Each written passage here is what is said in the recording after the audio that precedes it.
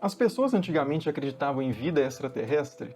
Por incrível que pareça, esse debate aconteceu e aconteceu em alto nível ao longo dos milênios, contando com pitacos de Aristóteles, Santo Agostinho, Galileu e vários outros figurões. Meu nome é Henrique Caldeira e é disso que eu vou falar nesse vídeo. Antes de entrar propriamente no que os antigos pensavam, é importante deixar claro duas coisas. Primeiro é que, como eu já comentei no vídeo sobre a crença na Terra plana, é difícil saber historicamente o que as pessoas em geral pensavam, porque os registros históricos que sobram são geralmente feitos ou sobre quem tem poder e prestígio para ficar para a história. Segundo, que antes de responder a se os antigos acreditavam em vida extraterrestre, a gente tem que entender como eles acreditavam.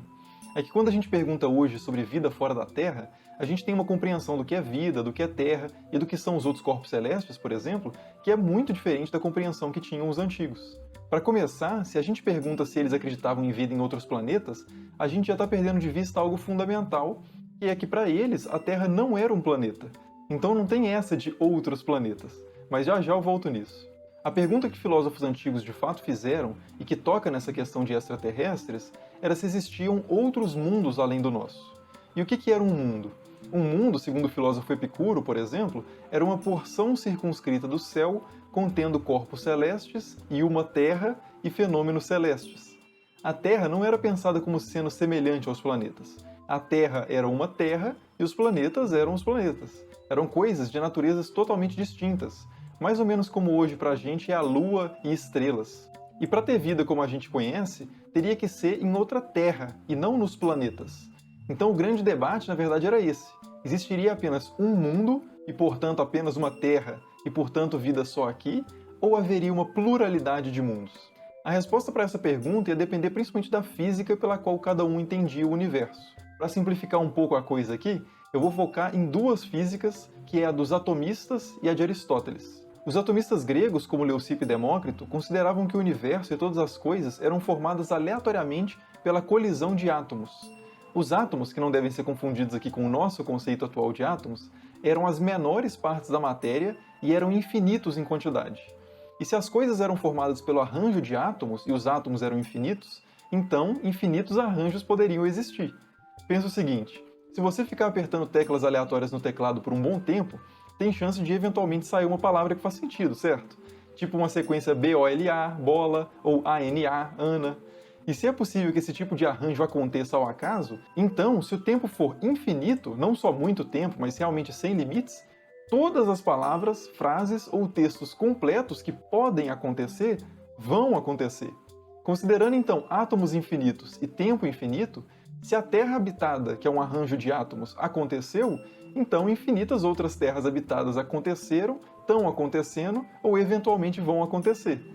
Logo, vida extraterrestre para os atomistas era altamente possível. Já a física de Aristóteles era bem diferente.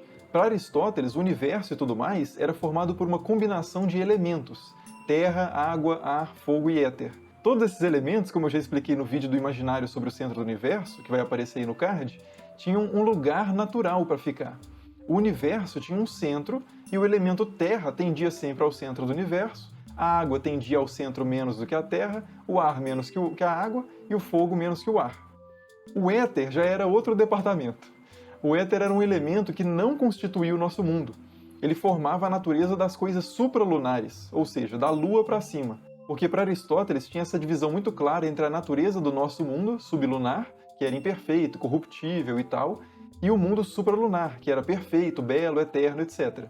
Então, pensando dessa forma, a única Terra que poderia existir era a nossa, porque coisas feitas dos quatro elementos do mundo sublunar teriam que estar aqui, no mundo sublunar, próximo do centro do universo, não muito mais distante do que a Lua, aliás, nada mais distante do que a Lua. Se algum dia já tivesse tido terra, água ou coisa do tipo lá longe no espaço, isso já teria vindo se concentrar aqui no seu lugar natural.